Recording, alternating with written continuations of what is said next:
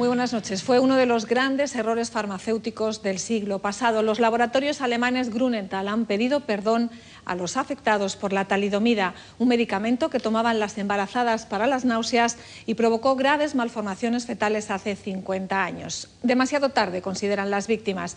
En España no existe un censo oficial de afectados, pero solo en la asociación hay 200 personas que reclaman a la farmacéutica indemnizaciones y ayudas. Tras los estragos de la talidomida, la mayoría de los países cambiaron sus leyes para que en los prospectos se advirtieran los riesgos de tomar medicamentos en caso de embarazo. La talidomida fue el medicamento maldito. Se creó en Alemania y se recetó en las décadas de los 50 y los 60 para evitar los mareos y vómitos típicos de las mujeres embarazadas. Miles de bebés nacieron en el mundo con malformaciones, especialmente en brazos y piernas. De ellos, unos 5.000 murieron. 50 años después de aquel escándalo, la farmacéutica alemana Grünenthal ha pedido perdón públicamente a los afectados.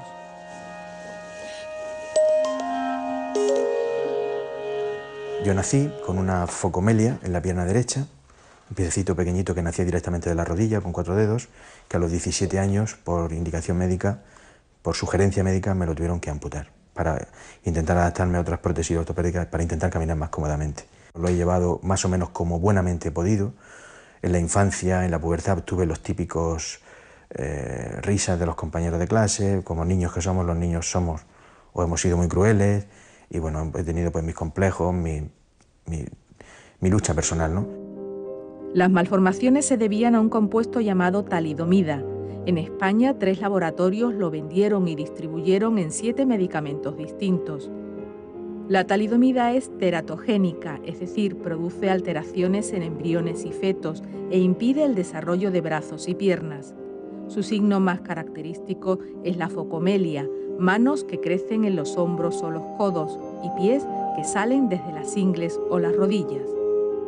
El medicamento en sí no se probó lo suficiente, se lanzó a 50 países de todo el mundo y no se probó lo suficiente, no se hicieron los ensayos clínicos adecuados y pues produjo el nacimiento de esas 20.000 bebés que se calcula, o quizás más, que afectaron en prácticamente todos los países del planeta. Mucha de la gente murió al nacer y otros incluso llegaron a suicidarse. Con el paso de los años, cuando veían que no podían vivir con sus graves malformaciones congénitas, tomaron la decisión de suicidarse. Antonio nació sin el antebrazo izquierdo. Vive en Cañete la Real, en la provincia de Málaga. La vida cercana de los vecinos en un pueblo pequeño le permitió crecer sin rechazo social. Yo entraba, salía un niño normal y corriente, me juntaba con todos los amigos. Ya te he dicho antes que ellos mismos me ayudaban mucho en todo, en los juegos, en todo. Nunca me han dicho nada del brazo ellos, nunca. Pero mi madre sí, seguro que ella la ha afectado mucho más, porque a mi padre seguro. Me dijo que ella recuerda que tomaba, como no se recuerda, era un jarabe o unas cápsulas, pero que tomaba ella para los mareos, los vómitos, lo tomaba. Mi padre no se acuerda del nombre de la medicina esta. Y mi madre dice, entonces quieto, puede ser de esto. Margarita y su marido fueron emigrantes en Alemania. En 1960 dejaron Andalucía para buscar una vida mejor. Él trabajó en una fábrica de zapatos, ella en una empresa de conductos para controlar la velocidad de los coches. Ya tenían un hijo. Allí se quedó embarazada del segundo. El médico de la empresa tardó meses en admitir su embarazo. Luego le pusieron un tratamiento para que pudiese ir al trabajo sin problemas. Su hijo Alfonso nació en Frankfurt en 1963. A mí no me dejaban ver al niño. Yo no sabía nada. Y entonces resulta que al 4º o 5º día me lo trajeron. Pero claro, como todas las madres lo destapamos y todas esas cosas, ¿no? Y cuando yo lo vi así con las manos, pues me causó una impresión bastante desagradable. En principio, Margarita y su marido se negaban a reconocer la evidencia. La talidomida a mí me ha afectado en las manos y en la espalda. En mi mano tiene 4 dedos, está angulada. Esto está reconocido como un caso de talidomida. Como para todos los afectados por la talidomida, la vida de Alfonso no ha sido fácil. Me acuerdo de momentos más difíciles desde que puedo pensar, con 3 o 4 años que nos internaron en un hospital para enseñarnos cómo podíamos hacer las cosas de la vida, por ejemplo, cerrar un zapato o nadar, lo aprendí muy prematuramente. Pero yo allí, con otros compañeros que estábamos en la habitación, yo cerraba los ojos y muchas veces y decía, esto es una pesadilla, esto no es real, esto es un sueño. Yo cuando abra los ojos y miro mis manos, pues van a estar normales. Y esto sí que lo he tenido muchos años. Aún ahora acordándome, pues me emociono, ¿no? Porque lo sé. Y tenía los ojos cerrados horas enteras. No durmiendo, sino pues intentando de superarlo. Hola. ¿Cómo va el proyecto? Después de las difíciles etapas escolares, Alfonso entró a trabajar como aprendiz en un banco y llegó a ser director de una sucursal alemana. Está casado y tiene 2 hijas. Hace 9 años volvió a España con su familia. Todas las personas que nos hemos casado o que hemos tenido descendencia en la etapa del embarazo de nuestras mujeres o incluso en la etapa del embarazo de la propia afectada, el miedo estaba ahí presente y ha sido alucinante. Porque aunque los médicos te hacían ecografías y te garantizaban casi al 100% de que no había ningún problema, eran ecografías permanentes, pero el miedo estaba ahí. Otra de las grandes preocupaciones de los afectados por la talidomida ha sido siempre el trabajo.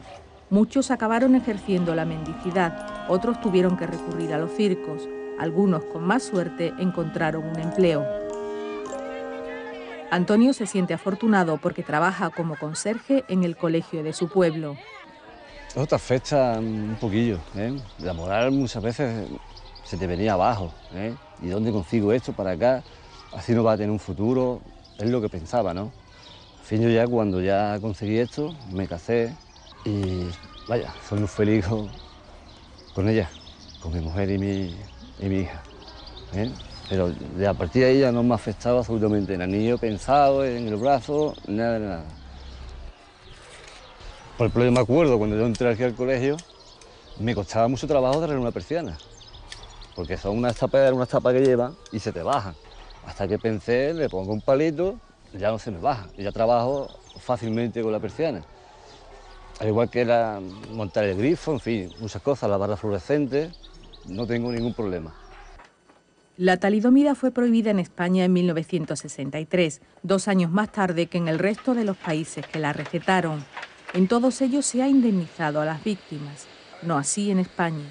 Hasta hace 2 años el gobierno no reconoció a los afectados por este medicamento, unos 500 según la asociación, y solo aprobó ayudas solidarias para 24 damnificados, los nacidos entre 1960 y 1965.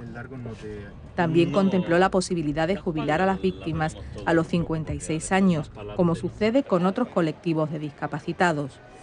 Medidas insuficientes que al menos sentaron las bases para una demanda presentada por la Asociación Española de Víctimas de la Talidomida contra los laboratorios alemanes, cuya vista previa se celebrará el próximo mes. La madre de Alfonso fue una de las pioneras en Alemania en intentar que se investigasen las causas de la malformación de su hijo y que se reconociesen sus derechos. Yo lo llevaba mal, como lo llevaban todos los padres, muy mal. Se me pasaba el tiempo y yo no podía trabajar. Tenía que estar constante para llevarlo a hacer gimnasia y terapia, para los estudios, para las cosas, para hacerle de comer. ¿Quién le hacía de comer?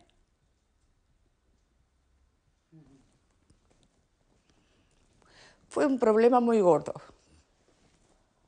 para mí y para todo el mundo. Eso no lo sabe nadie, y más en Alemania, donde no te regalan ni un céntimo.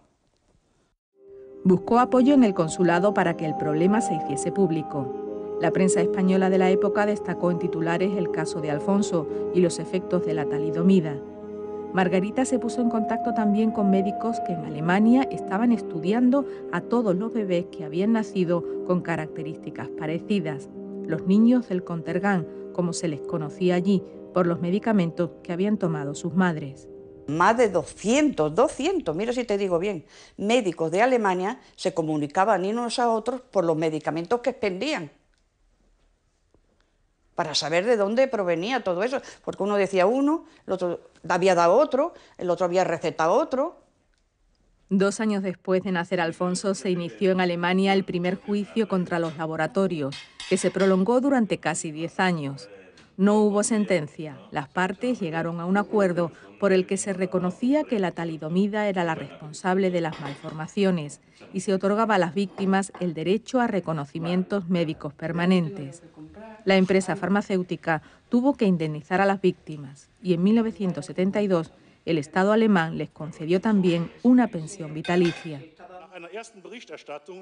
Ahora, medio siglo después, llegan las disculpas. Demasiado tarde, según los afectados. Pedimos perdón por no haber encontrado en todo este tiempo el camino hacia ustedes, dijo el gerente de los laboratorios Grunenthal en el acto en el que fue inaugurado también el monumento que recuerda a las víctimas de la talidomida, probablemente el error farmacéutico más dramático del siglo XX.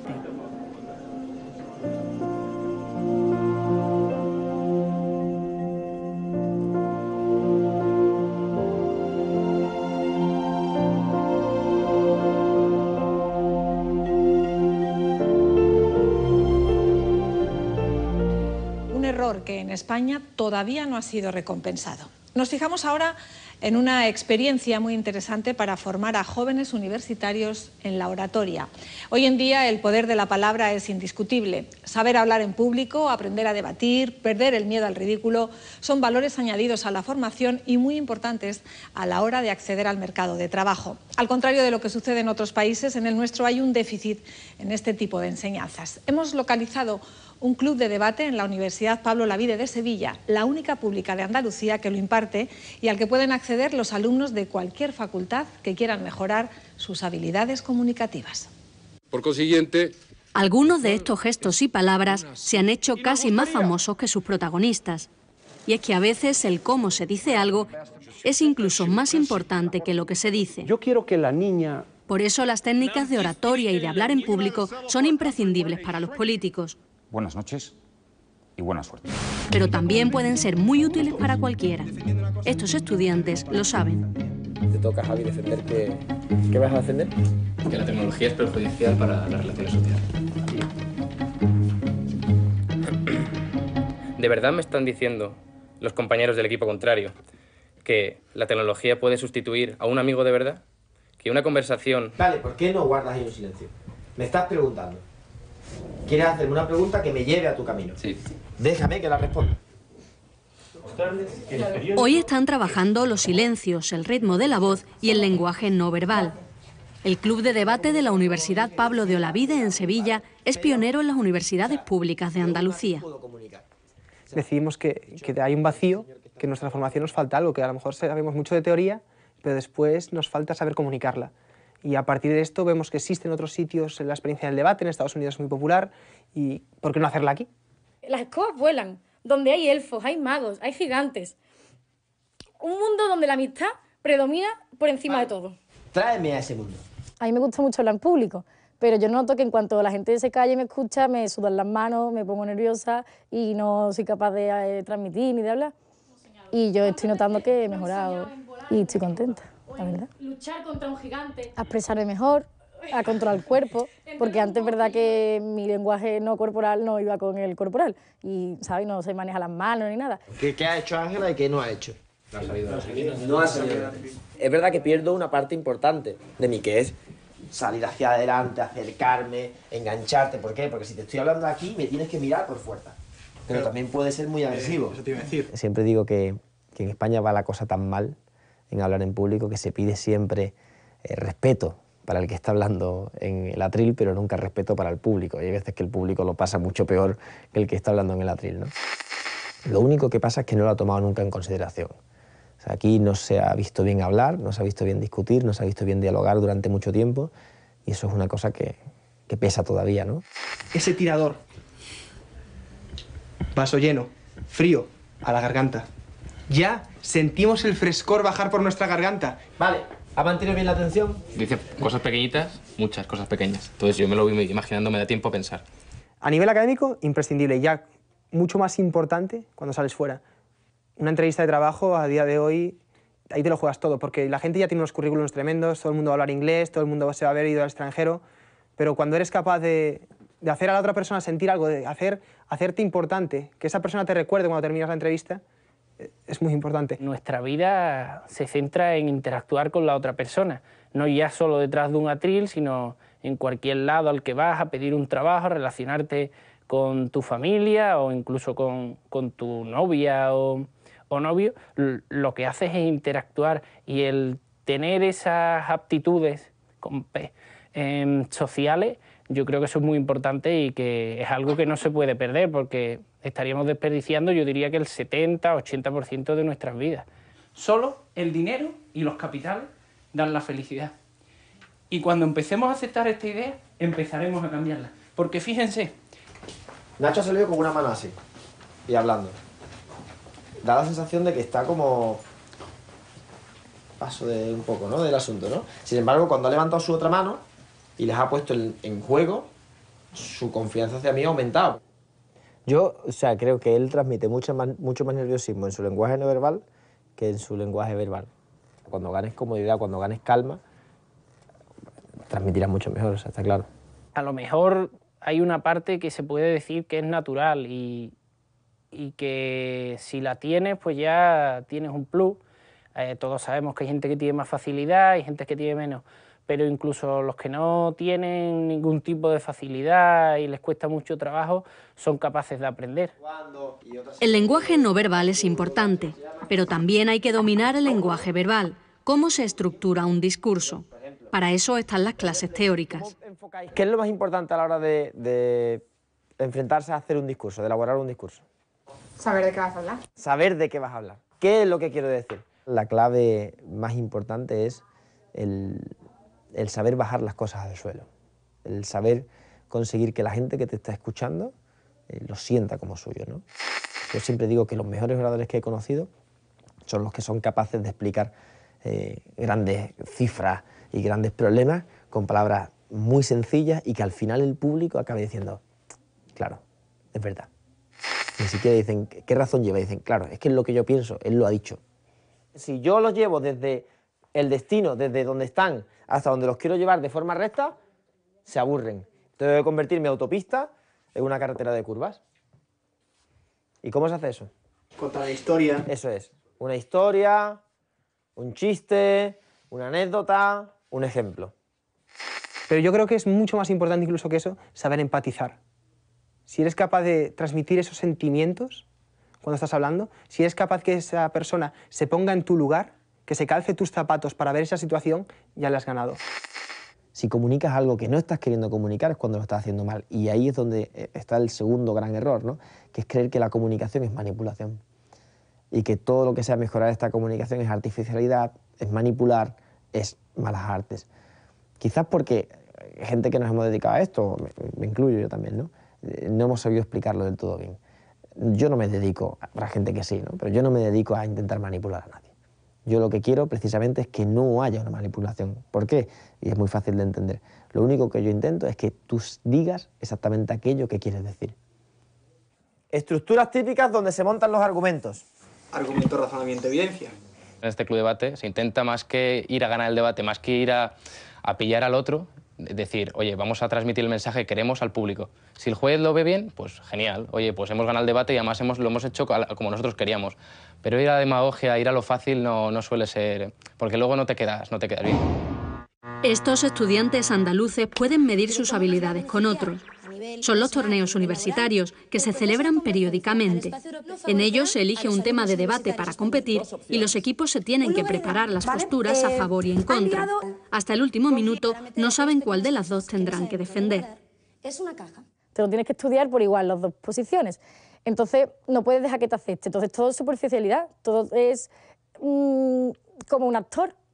Aunque tú te puedas sentir más o menos identificado con un papel, tienes que creértelo, porque si no, no vas a transmitirlo. Hay más hombres que mujeres. Las mujeres es verdad que como somos más que improvisamos menos, pues entonces son las conclusoras y son las mejores. O sea, de hecho, la mejor conclusora de España es mujer. En las competiciones, los equipos tienen un introductor para presentar el tema, un refutador para defenderlo y atacar la postura del contrario y un conclusor. Yo soy introductora y yo necesito tener preparado mi discurso y que lo haya hecho yo para saber de qué estoy hablando, si no, yo no soy capaz de salir ahí a hablar sin nada preparado. Yo soy refutador. Es realmente donde interactúas con el equipo contrario, donde coges sus argumentos, le das la vuelta, le buscas las cosquillas a lo que dice el equipo contrario. Y es realmente lo que es más improvisado. Conclusor, pues, hay que tener un poco de juego. Yo, por ejemplo, voy a las conclusiones casi con nada escrito de antemano. El equipo contrario me ha comentado esto, nosotros hemos respondido esto, y buscar contradicciones o cosas que el equipo contrario haya fallado o que no haya mencionado. Y esa es la clave. Lo bueno de esto de debatir es que es imprevisible. Ya puedes llevar todo hecho, un discurso perfecto, que si el equipo contrario de repente estás hablando de educación y te saca el paro en Finlandia, ¿qué dices? O sea, tienes que estar atento, tienes que dominar el tema. Y ahí entra la agilidad mental, que es una de las cosas que también me encantan del mundo del debate. Pero los torneos requieren también meses de preparación, en cuanto al contenido y en cuanto a las técnicas de comunicación. Es lo que hacen habitualmente en el club de la Universidad Pablo de Olavide. Lo haré siguiendo 4 argumentos. En primer lugar, en relación a nuestras relaciones personales afectivas. Después, en lo relacionado con la salud. ¿Qué es lo que mejor ha hecho el lenguaje no verbal? Marcar los argumentos. Claro. En ese sentido sí que hay dos escuelas más diferenciadas, ¿no? Una que lucha en conseguir grandes oradores, pero grandes oradores artificiales, teatralizados, que cuando son muy buenos sí que es verdad que comunican porque no salen otra artificialidad. Y nosotros que nos preocupamos pues eso, de potenciar las características individuales de cada uno. Para convencer a alguien hay que ser único. Para convencer a alguien tienes que ser tú mismo. O sea, no tienes que ser una mala versión de un producto estándar. ¿No es mucho más injusto que unos tengan piscina y otros no? Piénsenlo. Tú, Javi, ¿tú qué opinas? Que sí que da miedo, súper agresivo. Sí, pero yo creo que transmite, dando miedo. Pero, ¿y las vueltas esas al atril? Claro. Es verdad, y bailoteas mucho un poco movimiento las piernas, circular, ¿no? no sé, súper raro. Tienes que concordar tu lenguaje no verbal con el lenguaje verbal. Si cada uno va a su lado, es imposible. Si estás gesticulando un montón con las manos o con el cuerpo y estás en un tono de voz muy relajado, no tiene sentido lo que estás haciendo. Tienes que llevarlo todo. O sea, tú tienes que hacer que tu mensaje sea uno. Y para hacer que tu mensaje sea uno, tienes que hacerlo con las manos, con el lenguaje no verbal y el lenguaje verbal. Siempre eso decía la gente que me pregunta, oye, es que lo que tú haces puede transfigurarse, puede pervertirse, ¿no? En que le des herramientas a gente, y siempre le respondo lo mismo, pero qué bonito es que con la cantidad de gente que hay con causas nobles, con causas justas, que tienen que defenderse, que tienen que superar adversidades, les des herramientas y les des el mayor arma que existe, que es la palabra. Yo creo que ese es el fin de la oratoria. Estamos preocupados y ocupados. El mundo que nos engloba no nos deja soñar. ¿Se ha fijado? Aquí, ¿ves? Así con las cejas. ¿Es bueno o es malo? Bueno. Se enfatiza con lo que está diciendo. ¿Vale? Poniéndole... Acompaña su mensaje. Claro. Pensad en lo que tenéis que mejorar. Manos, ojos, tono de voz. Entrenad en casa, delante de un espejo, pum, como sabéis. Listo. Seguro que la semana que viene, cuando analicemos esto, lo vemos. La falta de empleo está obligando a los inmigrantes a retornar a sus países de origen. Hace unos años, España era para ellos un sueño. Hoy en día, la crisis ha desmantelado sus vidas y muchos se ven en la calle sin trabajo y sin prestaciones sociales. Los gobiernos anteriores pusieron en marcha el programa de retorno voluntario para ayudarles en su vuelta a casa. A este plan se han acogido desde 2003 más de 35.000 extranjeros, 15.000 de ellos mediante lo que se llama retorno social, para los casos más extremos en los que las familias no tienen ni para pagarse los billetes de avión. Hola, soy Florencia. Al saber que me iba me puse a llorar. Pero después supe que mi hermano me va a regalar un perrito y eso me pone muy feliz. Veré a mis primos, a mis tíos y conoceré mi país, Chile. Creo que estamos tomando la decisión correcta en estos momentos.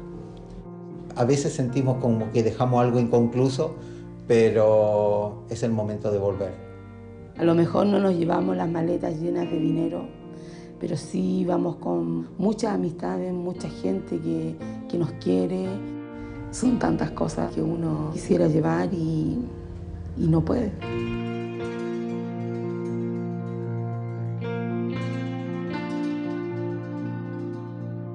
Toda esta es la costa chilena. Tú has nacido, ¿cierto?, en esta ciudad, La Serena. Pero nosotros, al coger el vuelo, llegaremos acá, a Santiago de Chile. A Santiago y después vamos a Viña del Mar. A Viña del Mar, donde están los abuelos. ¿Y vas a ver a tus abuelos por primera vez, no? Porque... Sí. De pequeña los vi, pero ya no me acuerdo. Florencia era un bebé cuando llegó con su familia a Málaga. Cuando vio que nos íbamos, mamá me dice, cuando yo me vaya a mi país, mi señor me va a buscar y no me va a encontrar por ningún lugar. Y eso realmente a mí me impactó. Pues tenemos a Catalina, que tiene 14, y Florencia, que tiene 6. Y bueno, viendo las posibilidades de trabajo y mejores futuros para nuestros hijos, decidimos venirnos a España y estamos acá ya 7 años. Permiso. Hola, buenos días. Buenos días. Permiso. ¿Bien? ¿Cuándo marcháis? El 30. Yo me quedo triste porque se me va una de las mejores alumnas. Estáis acertando en ir a vuestro país porque el momento aquí está malo. Sí. Y yo veo acertado la decisión que habéis tomado. Wow. Y quiero que tengáis contacto con nosotros.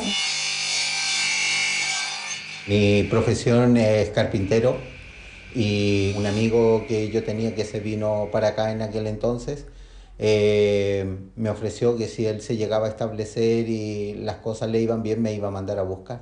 Y así fue. Para pagar el viaje de toda la familia tuvieron que vender su casa en Chile. En ese tiempo todo el trámite de regularización era bastante lento.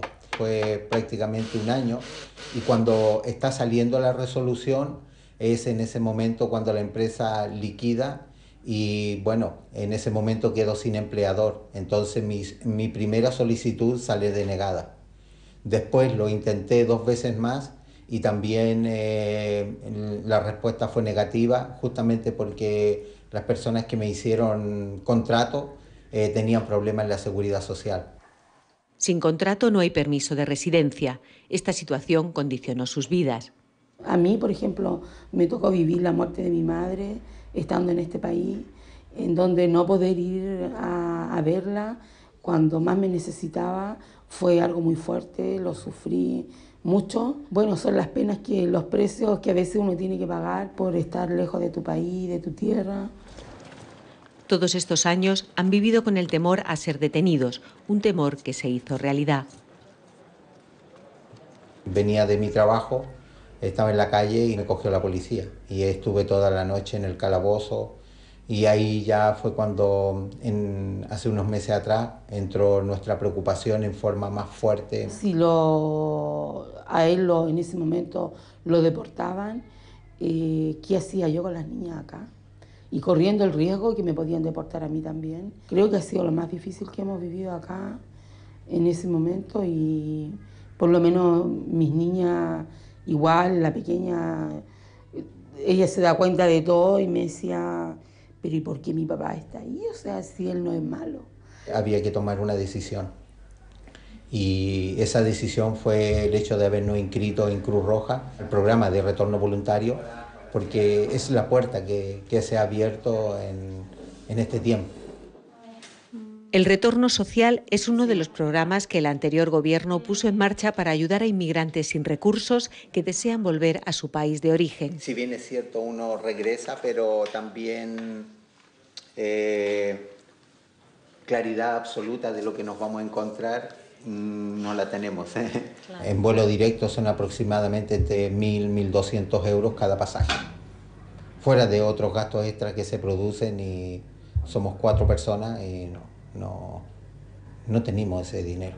No hemos podido ser capaces de ahorrar. Hemos vivido, tenemos para nuestros gastos ciertos mensuales, llegamos a fin de mes, pero nada más que eso. Desde 2003, más de 15.000 inmigrantes han retornado gracias a esta ayuda que les facilita billetes de avión y una pequeña cantidad en efectivo para el viaje de vuelta. Entre las condiciones, no regresar a España en un plazo de 3 años. En 2011, cuando Pablo solicitó esta ayuda, los fondos se habían agotado en apenas 3 meses. Un año después, recoge sus billetes de avión. En 2 días, él y su familia volarán a Uruguay.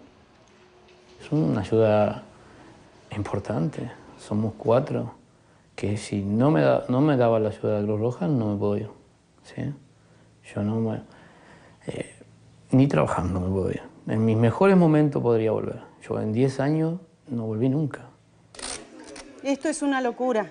Ahora hay que empaquetar esos 10 años que han vivido en Málaga y cruzar de nuevo el Atlántico. Mira que son mis raíces también, pero esta vez lo siento más que cuando vine de allá. Pero, ¿qué va a hacer? Si acá no hay nada, ¿qué vamos a hacer si acá no hay nada? Tenemos que luchar por los niños, ¿no? ¿Te da pena irte? No, me quiero ir. ¿Te quieres ir? ¿Por qué? Porque está mi abuela y mi tío. ¿Y tienes ganas de verlos? Sí, porque le extraño. Pablo es hijo y nieto de emigrantes. Nací en Uruguay. Empecé a emigrar a los 11 años. Padres, por motivos laborales, se fueron a Buenos Aires. Mis hijos son argentinos. Mi señora argentina. En Argentina nos cogió el corralito, ¿sí? Nos castigó mucho a casi todos y íbamos hacia atrás, solo hacia atrás. Pero es muy duro llegar aquí huyendo de una crisis, proyectando la vida de una familia entera y al cabo de unos años, cuando ya tienes todo organizado, otra crisis y yo qué sé, muchos sueños rotos. Ahora todavía estoy como en shock, no reacciono, pero cuando me pongo a pensar no puedo evitar llorar. Andrea es una amiga de la infancia, casi una hermana para Sandra y Pablo. Sus caminos ahora se separan. Y a estos pequeños sí los vas a echar de menos. Los conozco desde que nacieron. ¿Eso hay que contarlo? Claro.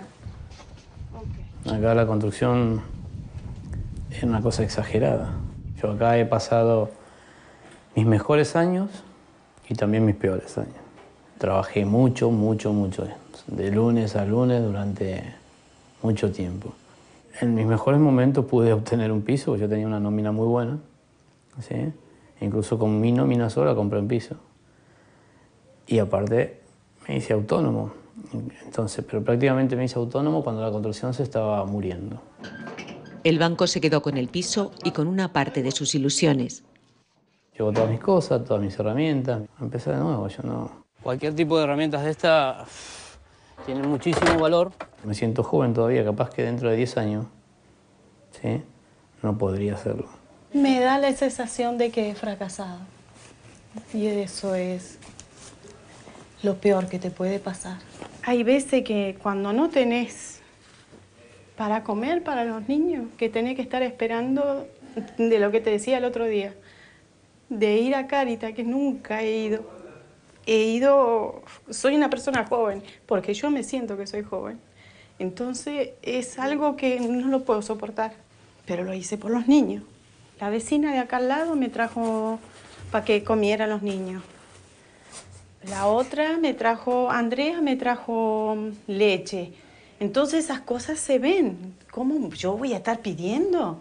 Si yo soy joven puedo salir, pero no hay trabajo. A mí me encanta cuidar viejitos, me encanta, pero no hay. Si acá hay 25% de parado, 26% de parado, ¿qué hacemos? Incluso trabajando, no llego a veces a pagar un alquiler, ¿sí? O me falta, sufro para pagar una factura de luz. Eso no puede ser. No puede ser para una persona que tiene una familia. El único que en este caso se quiere ir soy yo. Y arrastro prácticamente a mi familia. Mis hijos, por ejemplo, tienen una edad complicada. Tengo uno de 15 años, el mayor, que va a sufrir como me imagino. ¿Sí? Mucha pena porque dejo aquí a mis amigos, a todo lo que tengo aquí y allí a empezar de nuevo, ¿sabes? Pero ahí está, uno se va, uno viene, yo En 6 años que estoy acá, mucha gente se ha ido. ¿Y tú, Carlos, has pensado también en la posibilidad del retorno? Mira, en el momento sí, pero en el momento no. Es muy difícil. Correcto. Irte y dejar a los hijos aquí. Una se casa ahora en agosto, las otras están casadas, viven aquí, con su casa, con su trabajo. Muy bien. Bueno, buen retorno. Igual. Muchas gracias. Me gustaría haberme quedado un tiempo más, pero si es el momento de retornar, es el momento. Hace poco llegó un amigo que estaba en Chile y nos contaba que hay mucho trabajo, sobre todo el trabajo que hace Américo, y claro, uno ve más posibilidades de salir adelante también. Yo me siento española y chilena a la vez. Me siento de esa forma porque he estado viviendo prácticamente aquí media vida y ahora tener que irme pues es difícil. Son sentimientos encontrados. Yo me acostumbré a la forma de vida de aquí, de Andalucía también. Este será mi último cafelito. Es algo de lo que yo creo que extrañaré, la tapita.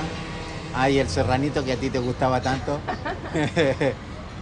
Nos llevamos el libro de las recetas porque ahí viene churros con chocolate. ¡Salud! Andy, salud. Salud. Buen viaje. Por una etapa nueva de la vida, que vaya todo muy bien, va a salir todo perfecto. Mentira, que va a salir Mucha perfecto. suerte. Lo importante es tener salud.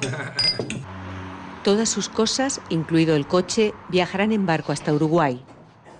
Me voy a trabajar en Uruguay porque hay trabajo. No me quiero quedar quieto. Si me dicen que en Bolivia va a estar bien dentro de 10 años, estaré en Bolivia. Historias de emigración, de personas que buscan un futuro. Cuando se cierran las puertas del contenedor, se cierra también un capítulo de sus vidas. Estoy ansioso en irme y también ya estoy extrañando y todavía no me fue. No me voy mal, me voy triste, lógico, pero yo tengo la sensación de que voy a volver. Adiós.